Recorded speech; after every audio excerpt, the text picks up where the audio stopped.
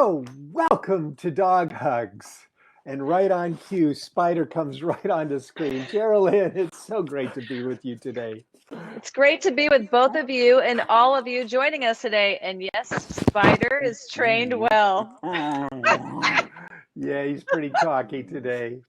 He Yeah, is. I mean, they're like our kids, aren't they? We don't realize some of the ways that we train them until it's right in our face. that's a really good point. And like kids, sometimes there's times when we'll get away from them. We'll need to. We'll need a little We'll break, need right? to, need a little bit of a break. Spider's back there prowling. Oh, He's good like, what do you mean dog. you want to send me away or you want to go away, Dad? I know exactly what you're saying. Geraldine, when you go away, do you use a professional pet sitter or do you have somebody come to your home and walk them? What do you do? Great question.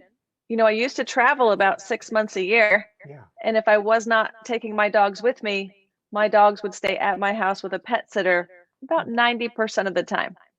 And You that's know, what I prefer at that time for you know, those dogs. me too. With Spider, I mean, it's really interesting. Here it is.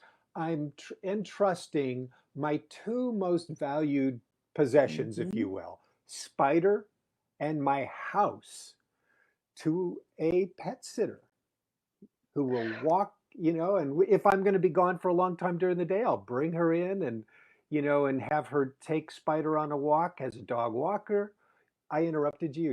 What you were Oh going to say? no, you didn't interrupt me at all. I'm agreeing with you. I'm the same way. I have a wonderful pet sitter that I've found, and she's become part of our family, and Mm, trust her. I yeah, trust the way she handles the pets.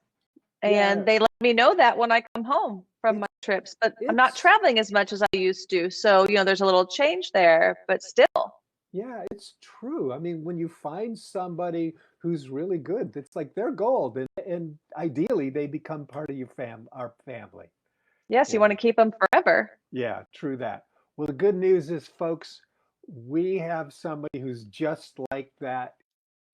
Oops. Just Well, being silly. folks, we just edited out where Spider actually knocked me right out of the studio, and here we are back on again. That's right, little buddy. You are such a good dog. Yeah, so like you were saying, you really want someone in your home that you trust, someone that you are entrusting your babies to. So Yeah. we're really lucky to have an expert in that field joining us today. We're about to meet Tina Lurie. Now, Tina and I go way back. I won't even tell you how many years back we go. But Geraldine, it was probably before you were born back. No, I know I look that young, and thank you for that. More is necessary. But honestly, I think, I totally get it. It was 30 years ago or Yeah, whatever amount of yeah. time. 30 I some was years ago. I mean, I was we not in we diapers, nor was I in any kind of school, I believe. I think I graduated already. Oh my. Yes. Oh, I might have been in number two degree. So Okay. yes, I might have still been in college. Okay. Well, we were in graduate school, Tina Lurie and I, learning film and television. And both of us went on to careers in that. And now we connect again in the world of dogs, which is so cool. Well, Amazing. anyhow, and Tina is a professional dog walker. And anyhow, without further ado, let's bring on to the show. Welcome, Tina Lurie. Hello, Larry, Uh, Spider, and Geraldine. It's a pleasure to be with you today. it is so great Hi, to be with you. Now, who are you with there, Hi, Tina? Christine. This is Christine. Christine is my very dear friend, but there's more of a connection than that. Christine was my very first client over 10 years ago, and I took care of her dog named Snickers. So when I was starting doing dog walking, I was introduced to her dog Snickers. And Snickers and I, from day one, had an instant bond. It was like love at first sight. It was a first date that you immediately go to marriage on. And over the years, we just bonded. And then Christine got another dog named Theo that you'll meet in a little while. And we just developed an amazing, lovely friendship through her dog and then her dogs. And this, we'll go into that, but it's just been a joyous and wonderful relationship. Oh, that's really wonderful. So special. Christine, how did you know that it was going to work out with Tina as your dog walker? It was really Snickers, the dog. Oh, He met, I did a lot of research on the company first that she worked for and liked them a lot. And they met the special medical needs that I needed for him because he was on a lot of medications. And the minute he met Tina, he was even more of a marshmallow than normal. This dog never met a stranger. Oh, But you would say the name after a few weeks. Oh, Auntie Tina's going to come walk you, and he was already at the door ready to go with his leash in his mouth. Auntie Tina. Oh, leash in his mouth. I am Auntie Tina. Yes. So he's ready to go. he was very ready to go, and they really had a great relationship. And I trusted Tina to be able to pick up the very subtle things about his illness. He had inflammatory bowel disease. He had Addison's disease, and then he ended up with stomach cancer. Oh, So so he had sorry. a lot of medical needs that really were complicated. And I needed somebody at home, other than my husband and kids, who could really pick up when he was sick when we weren't around. And Tina was on top of that, which was really stress relieving for me while I went to work. Oh, yes. Oh yes, that's really heart-wrenching when you have a pet that requires so much timed attention with medications, and not to have someone you can rely on to help with that situation. So God bless you both for finding each other. It's a matter of getting to know the dog or the cat, and you know them to the point where, as Christine mentioned, there are little subtleties. And if you think something is off, you usually go with your gut. It's not just something like, okay, the dog is vomiting. That's obvious. It could be something else. It could be they're not into their walk that day. They're not greeting you at the door the same way. They seem maybe a little lethargic, or because they're tired from playing the night before, or are they just not feeling right. And those are things that are highly important that you communicate to the client immediately. You might notice they're swollen somewhere, like some kind of a swelling in their body that mom and dad might not even notice, that you will notice because you see them through a different lens. Absolutely. Because I see them for a part of the day where mom and dad see them all the time, I am noticing differences. And another thing that I do, when I pet an animal, I'm not just petting them, I'm feeling. I have found more bumps than you can imagine. Sometimes the client knows, sometimes they don't. And I usually will make a note of where that bump is, because it's not always easy to find a second time with a second set of hands. Do you Correct. do you keep a notebook or put this in your phone or something? So I work for a company called Dog on Fitness, and one of the things that we do as a professional dog walking company is when we enter someone's home, we write the time that we're there, so you know what time we're arriving. And then at the end of the visit, did the dog pee? Did the dog poop? Did you give a treat? Did you give a water? Those are all things you should do with the client's permission. But then you get into what the walk was about. And if there's something that was health related, then I would actually either call or text the client. I'm not going to leave that to notes.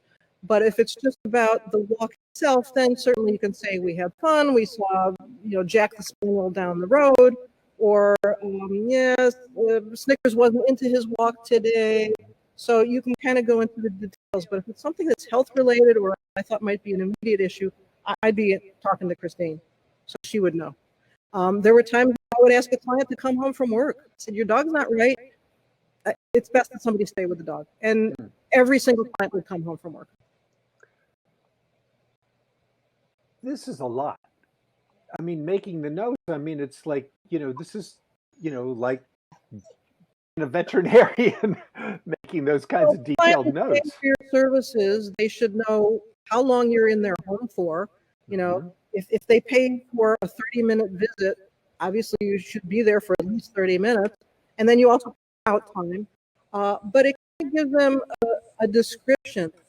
If you have somebody in your home dealing with your animal, you don't want to just assume, well, everything was perfectly fine, they came and they left. If it were me and my animal, I want to know every nitty gritty. I want to know what street did you go on, and how did the dog react? And that's just me. So I try to bring that to my clients because I think those are the things that set you above other folks. And it is a competition. I should say it's competitive. It's a competitive business in terms of trying to get the business. So not only do you want to obviously try to get a sale and get a new client, you want to give that client the best bang for their buck, and you want to do a darn good job. You want to be that dog's friend and their buddy and be a part of their path and become friends with the client, because there's a trust issue. Just like having a babysitter come to your home. This is your fur child. It's so Yes. important Absolutely. to have someone in your home or taking your dog out that you're going to trust. You don't want them to lose your dog and drop the leash or get spooked. There are all kinds of things too when you're on a walk that you need to anticipate. Is it possible that when you're on a walk, a dog could come who's loose, who gets out of a yard and tries to attack your dog? Is there something that the way you're holding the leash isn't a proper or professional way, and your dog gets spooked and can run away? I've never had that happen because I know how to hold on to a dog. I've had incidents happen where dogs have approached and tried to attack. It's not something you can ever Fun. but you have to know what to do and how to react. And Have to be ready. that happen, it could happen to mom and dad when they're on a walk. It could happen when you don't realize it. You could be in your own yard and a dog could get loose. So the life of the dog is really in your hands, and it's your responsibility when you're a dog. I love how you're saying that the life of the dog is in your hands. It's like that's the level of professionalism and Absolutely. trust that you're looking Absolutely. for. Absolutely true. How would you recommend that when folks are looking to hire a dog walker, what are the kinds of questions they should be asking? Well, for starters, don't just assume that the cheapest is the worst and the most expensive is the best. Doesn't always True work that statement. way. So usually what we would do, we'd have a client meeting, and the dog company would have their list of questions, and we would want to know about the health of the dog, or again, of the cat, because sometimes people do more than one animal. And so there's a series of questions. The first thing is the dog well enough to go on a walk? Is the vet approving this? Is there any specific exercise? My company was actually initially started for a specific need. It's called Dog on Fitness, and it was meant to be for dogs who might be overweight or who had some issues, and we would work with the veterinarian to come up with a plan for the dog, a very specific plan, how much exercise the dog is going to get on a specific day to try to allow the dog to lose weight. And then Oh, that is really blown smart. dog walking business, dog boarding, dog handling. We do something called pet taxi. If you're at work and you can't take your dog to the vet, we'll be more than happy to do it for you. We take the dogs on adventures if you want to plan a day long or half day long outing. If you need the dog to have running, depending on the breed, we have specific walkers who will run with the dog and jog. So there's a whole thing that we present to the client, and then the client should reach out and find out who these people are. It's always best to have a potential walker go and meet the client. And if I were hiring a dog walker, I would want to see how that person is interacting with my dog on day one. Yes. Are they sitting on the couch and just talking to me? Or are they getting on the floor and petting and playing with the dog while they're being interviewed? Just sort of naturally, without the client requesting that, without my requesting the dog walker, just to see how the dog walker naturally How the dog is interacts. interacting. Is the dog running away? Is the dog fearful? How's their energy together? For a tummy rub, which shows trust. Yeah. So, how are the ears? How are the tail? So it's kind of like asking your child, what do you think of this babysitter? Would you be comfortable with this person? And the dog can't tell you verbally, but it can tell you in its physical presence. Beautiful. Exactly. Now, how did you get started doing this, Tina?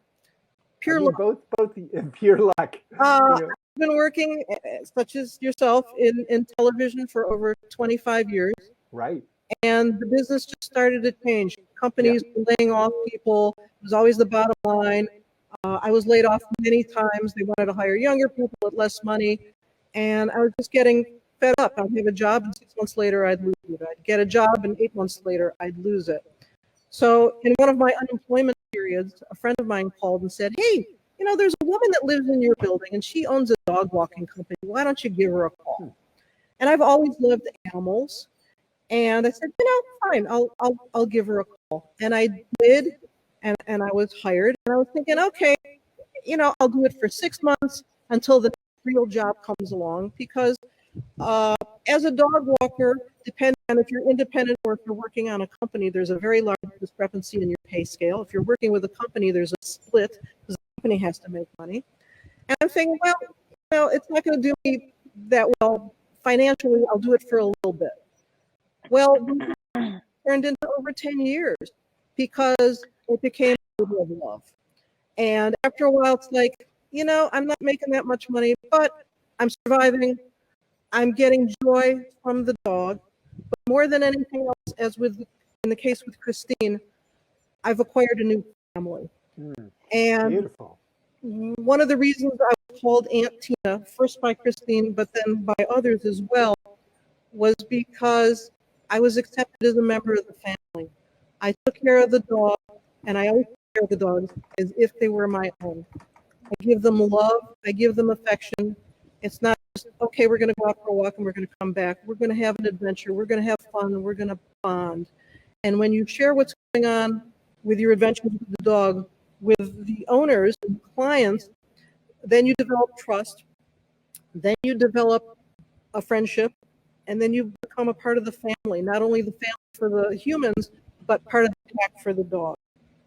And to me, one of the biggest skills that I've learned, and I never learned in college, is you're incorporating what you have inside you into your client's skills.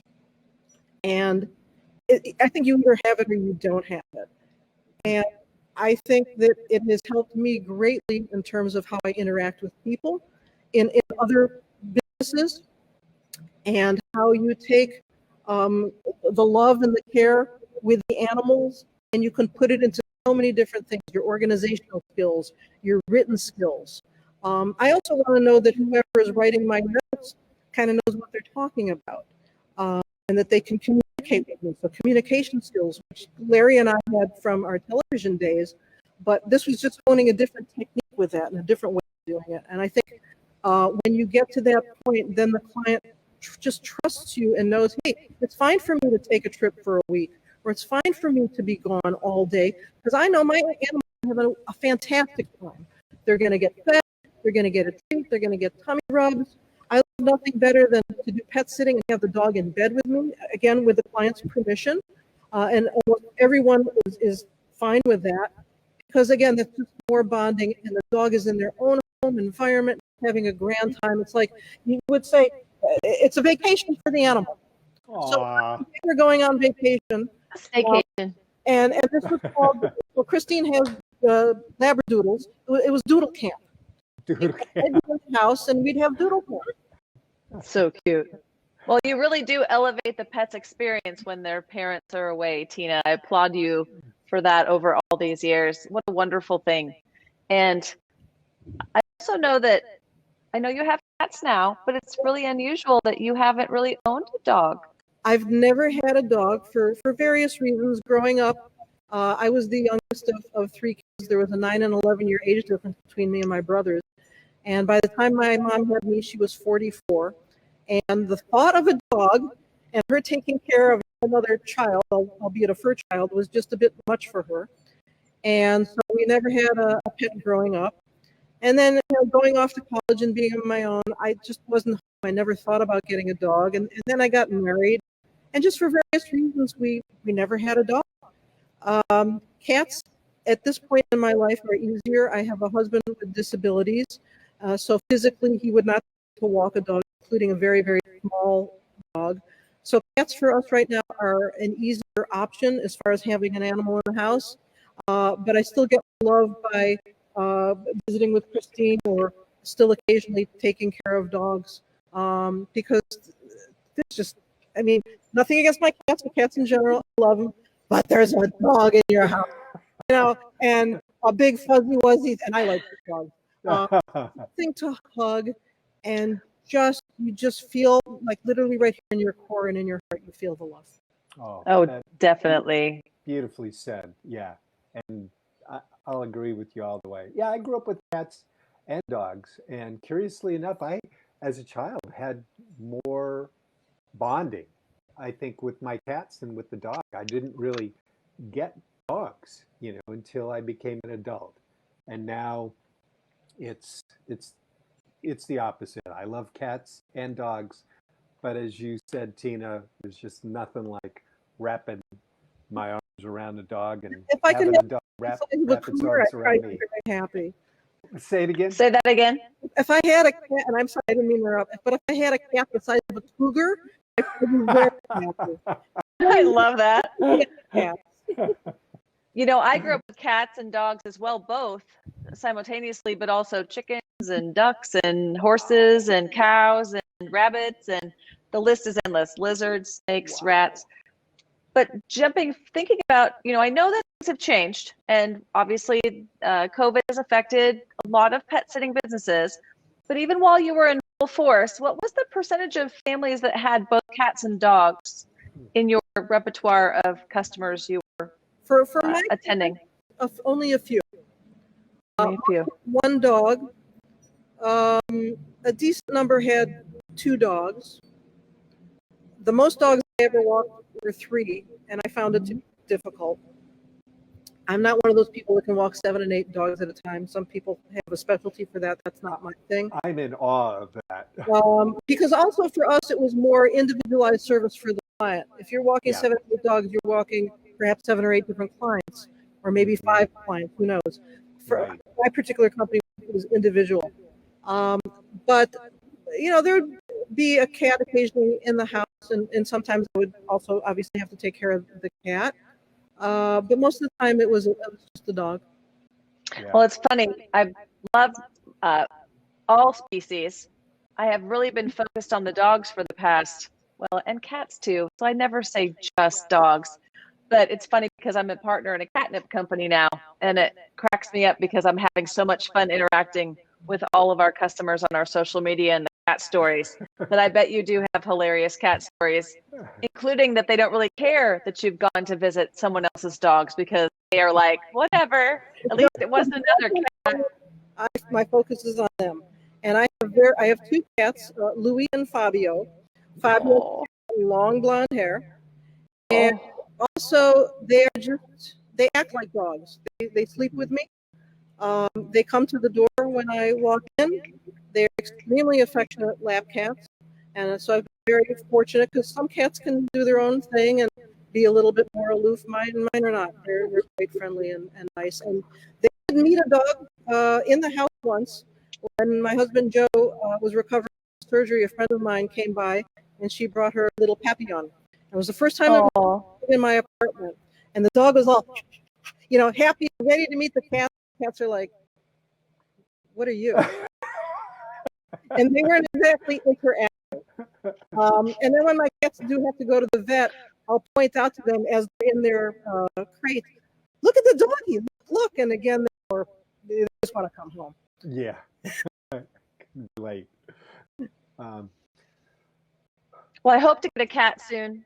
My stepson is allergic, so as soon as he gets a little older Okay, and a little immunity, I'll be able to get a cat. that would be great.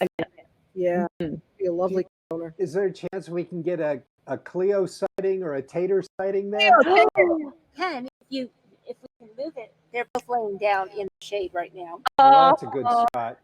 Okay, I'm going to try it. It's a little All hard right. to see. Perfect. There we go. Who's that? Oh, that's beautiful. Nice and relaxed, which is actually quite unusual. This is their nap time, evidently, but that's them. Who is who? We can see 2 dogs there. He looks white. He's actually kind of beige. That's Tater. When he was younger, his name was Tater Tot. My favorite way to eat a vegetable. And then Amen. Cleo is the black dog, and her full name is Cleopatra. Nice. But she has beautiful black fur. She is the queen of the abode. Oh, that's really great. So sweet. Um, So I sweet. got I got to give you props, Christine, for your dog naming prowess, going from Snickers to Tater Tot to Cleopatra. Well done. Well played. Cleopatra got her name because we had a huge snowstorm in DC, and she was delayed getting to it. She came by plane, and we took her out. She was this dirty little puppy, sticky as all get out, and she went to the airport parking lot. She climbed right up on the biggest snow pile there was, and she's sitting there nicely. And my husband said, "She's a queen. What queen?" And she has proceeded to be the queen cat dog in the house because she's much more like a cat than a dog. Interesting. So I love cat. you chose Cleopatra over Queen Victoria. Yes, yeah. And Cleo was 2 months old when I met her. Pat and Christine had just gotten her. And shortly after they got her, I guess they forgot that they had a vacation planned. And they went away for a couple days. So I was actually pet sitting this brand new little puppy who had only been in the house a couple of days, couldn't do steps. And it was brand new. And the older dog Snickers was there. And it's interesting for me to spend the night with a new puppy and getting up in the middle of the night and picking up the puppy because she couldn't do the steps. And just it was a joy to see how the two dogs were going to interact with each other because they were, a brand new brother and sister. And I think pretty much immediately Cleo was just very attached to Snickers. And it was like, this is Big Brother. And over time, when I would take them out on walks, initially I would take them out separately, but then when I took them on walks and I would have Snickers do a sit, Cleo, wanting to be the good little girl and emulate her big brother, would immediately go into a sit. And that's how she learned, by watching him. I love So that. That sweet. is such a great way of training, is to have the dog help with the training experience. Sure. And obviously positive reinforcement, good dog, good girl, good whatever. And Yeah. pets, and just constantly lots of love. As a dog walker, we never know, unless we really do get to know the families. And I've been exceedingly blessed and fortunate in that regard. A number of my clients have become dear friends of mine. Wonderful. I always go in with the assumption that you don't know what the dog's life is like at home.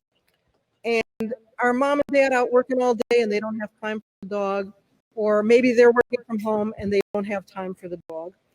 So I basically go under, I'm going to be this dog's best friend. And whatever their home life is like, fine. We always hope it's a good life for the dog. We never know. But in the meantime, in the time that the dog is with me, I'm going to give the dog love. I'm going to give the dog, whether it be exercise or fun or playtime. If it's pouring rain and the dog is terrified and doesn't want to go out, try to get it out just to eliminate a little bit, bring the dog back in the house, and then just have doggy camp, play. Just because you can't go outside doesn't mean your job is done.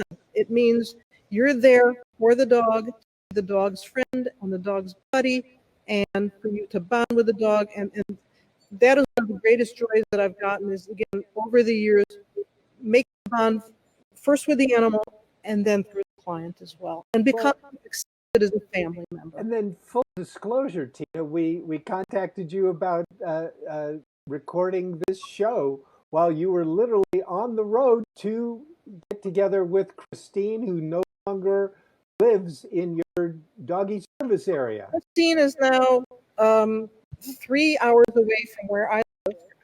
And due to COVID, I have not been doing anything. I have isolated. I have been home. I've been exceedingly careful. Christine and her husband are medical health professionals, so they know their protocols. They also, most of the time, are at home as opposed to going into an office environment every day. And they live on a beautiful river, and they invited me to come join them for the weekend, which I did with my husband's permission. So Larry had contacted me while I was literally on the road in what would have normally been a 3-hour drive that turned into a 5-hour drive due to traffic.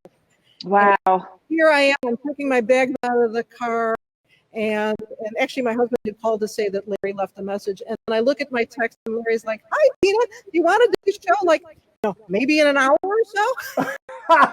And I was like, "I think it's gonna have to wait till next week. I'm taking a long weekend. I'm with friends." And then in talking with Christine, she's the one that said, "Why don't you do it here?" And it just makes it Perfect. because through her dog Snickers, and then through Cleo, and now Tater, this bond has just developed. I'm here visiting them as a friend. And what a perfect way to tape this show is with my dear friend Christine, who started out as my client. Thank you, Christine, for rolling with this. This is really, really fun. Story and great Great fun. friendships. Yeah, I Now- have one of the things that Tina didn't mention is Yeah. that in these notes that they left Yes. would be the story of the dog's day. And one of the things was, oh, and we met so and so. And I Yes. think one of the signs of a really good dog handler or walker is that they know your neighbors too. So I would get reports on all of my new dog walkers, and the neighbors would say, "This person is great. Don't let that person do it again." Mhm. And everybody knew Tina. So Everybody. and She was Auntie Tina to the neighbors' dogs too. right, and that Nice. knew the dogs, and I knew more people because they knew the dogs and Tina than I had ever met before. Christine would take Snickers for a walk, and the neighbors would say, "Oh, is that the dog like wants to leap out the window that's with Tina the dog walker?" I'm like, yeah. So it's a great way to meet people too, and also to get feedback on your dog walkers and how they're doing. Because prior to Tina and her company, I had had some really poor experiences. So my guard was kind of up. And then as soon as I worked with Tina and her coworkers, it was just the perfect match. Like you know it's right. You know that they're about the dog. That's such an excellent point, is that enlist your neighbors, not so much as spies, but trust your neighbors, assuming if you like them, to tell you what they think about your dog walker, because you're not home. And by the way, some clients do have cameras in the home because they want to see. Most do not. But enlist your neighbor to say, "Hey, did you see the dog going out? How was it?"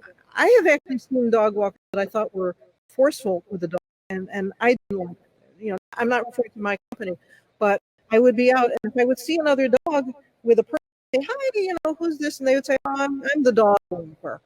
But sometimes I'd see them, they're taking on the dog, or just not being in my Or yelling. or yelling, or trying to get the dog to move. And I'm like, really? I'm sorry. If you were either hired by me or employed by me, you would be so fired and gone. Wow. Yeah. It's really important to enlist your neighbors Yes. or your friends that live in the neighborhood. They're your set of eyes that you don't have when you're not at home. And here it is now, all these years later, you've become friends, and now you're getting a weekend outside of the Beltway, Tina. Yes, right. And, before Christine moved, we would all hang out and get together. But now, I'm hopping in the car and going for quite the drive. And worth every bit of it. Look cute. Aw, Oh, that's lovely. And I get to see the dogs and play with the dogs, and I get my doggy fix. yeah, and they miss you. That's great. Well, Tater hadn't seen her in several months, and this afternoon, and the first thing he was doing was giving her hugs by the pool. Oh, yeah. And Aw, his little these are, oh my gosh, I have not seen you in Paws on the shoulders, literally hugging. oh, Yeah. oh, so that's how I know she was the right a person. real dog hug. A real dog hug. Mm, that's great. Well, this is fantastic. Tina, you know how this works on the show. We love to do a shelter shout out. Shelter shout out to Pet Connect Rescue. It is a rescue group in the Washington, D.C., Maryland, and Virginia area. I have gotten all 3 of my cats from them. They do dogs as well. And they're just a very good organization that rescues and fosters and tries to match the best parent with the best animal. So the outcome is an adoption. And Beautiful. I'm very grateful to them. Oh, that is really beautiful. You know, I'm going to Beautiful. do my shelter shout out right now and invite you as well, Geraldine. Um, I'm wearing the Stunt Dog Show t-shirt today because good friends of the show, Chris and Suhei Parandi, are actually on the road with all of their former shelter and rescue dogs. They are going to be performing in Utah live. It's going to be their first performance in quite a Wow. while. And I know that one of their dogs is not going to be performing. Coda, who's their big air Coda, who's their big daredevil dog, is recovering from an operation, and Coda was rescued from Snooty Giggles out in Tennessee. So, good name, huh? Snooty Giggles. Thank you, Yeah. Snooty Giggles. So, You guys are amazing. yes. Who who's your shelter shout out going to? I'm going to continue on my Kansas City pet project for a Bravo. little while longer. They are in the process of rearranging the way we handle rescue dogs in this metropolitan area in Kansas City. I'm so proud of them. I know how hard they work, and keep it up, guys. Amen. And Yes. Christine got one also. I also Oh, so my sister lives at St. Coletta in Jefferson, Wisconsin, and it's a school for people with disability challenges, yes. and a very famous place. And she volunteers at. She is basically a quadriplegic in a Mm. wheelchair, and she volunteers at the Humane Society in Jefferson County in their Wonderful. Jefferson, Wisconsin, and she has been responsible for the cat room. And so she goes in her wheelchair with all her accoutrements, and the cats climb all over her. And because of that, they've had an increase in the number of cats that are going home to children with disabilities and autism because they're so used to her that they settle very nicely with the children that are looking for a cat and a pet. So it's a wonderful place. Oh my gosh, what a What a great beautiful story. story. Christine, you Wow. got to hook us up. Sounds like somebody we want to have on the show. Oh, On absolutely. our cat Wow. conversations, This too. sounds, Yeah, yes, that this would sounds amazing. Yeah. Wow. Kudos to her. Thank Um, you to her. Everyone there. and Tina, as you know, this show is all about gratitude yes, and blessings. And is there somebody in your life, in the world, who you'd love to extend some gratitude or a blessing to today? absolutely. I have been very blessed in my animal career that I have had some outstanding clients that I have bonded with and created beautiful relationships. Christine and her husband, Pat, being one of them. And I'm very eternally grateful for them opening up their hearts and their homes to me and including me in things that they do, including me in their lives, so that either when the pet passes away or they move away or they get another animal, the relationship doesn't end. And again, I've been very fortunate that I've been able to foster this relationship with a number of different people.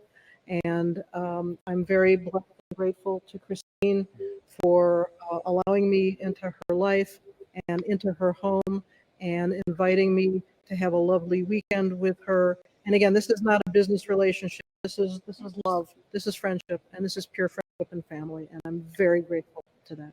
Oh, that is so beautiful to hear because indeed, as you say, Tina, I think it's your brand. It's all about love. Yeah. Yes, absolutely. That's Um, definitely you.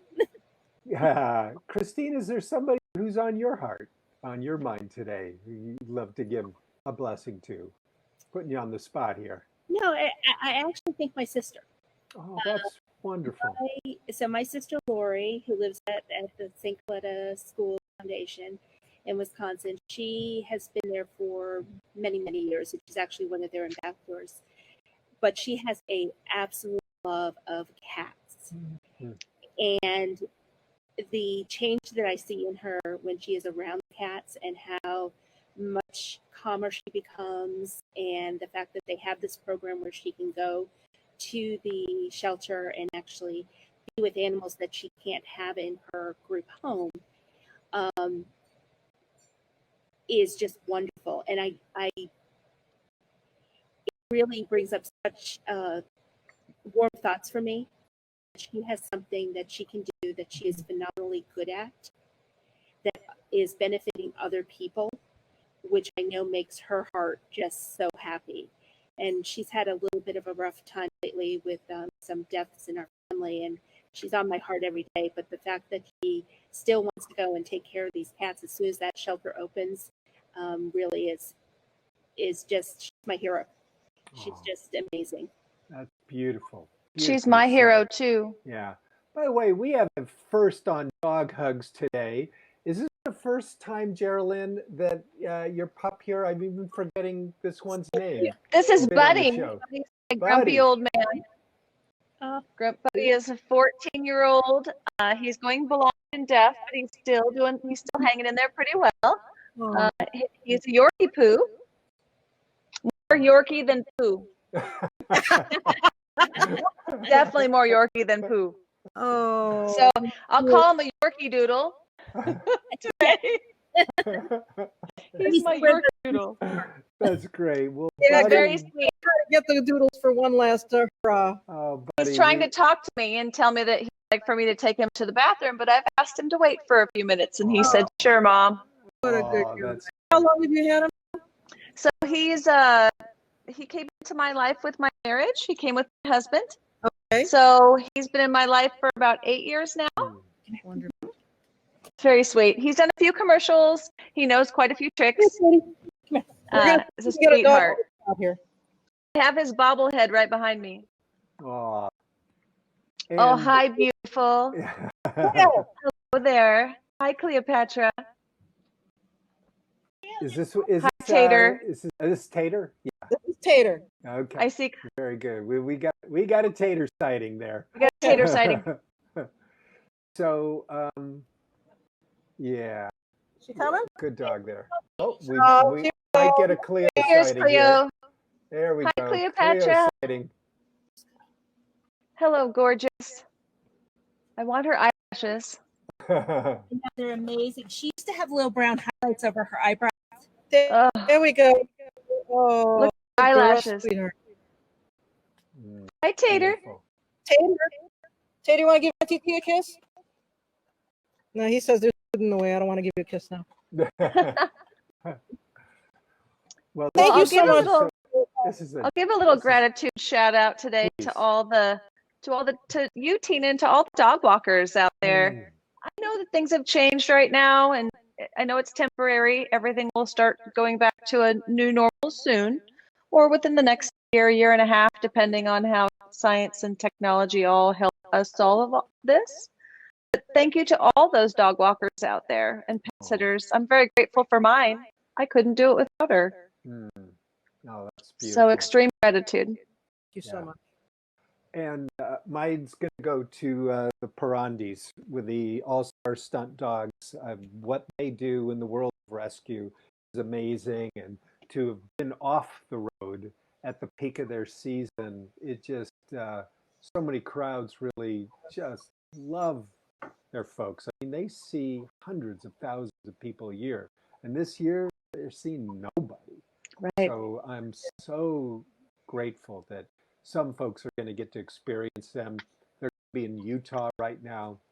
And if you go to their website, stuntdogs.com, you'll see their very small performing schedule. So Suhei and Chris, blessings to you, my friends. Oh, It'll come back. and- It'll go again. and silly me, they're also the co-authors of, how do I do this? This shoulder. Yeah, the big book of tricks for the best dog ever. Yeah, Best dog trick book ever. yeah, that's right. Well, and we're so grateful to you, our friends, for enjoying this show. Tina, again, and Christine, thank you again for being with us on the show. And we look forward to seeing you guys again tomorrow. Have a great evening, everybody. Great Larry. day. Take care, Geraldine. Bye. Take care.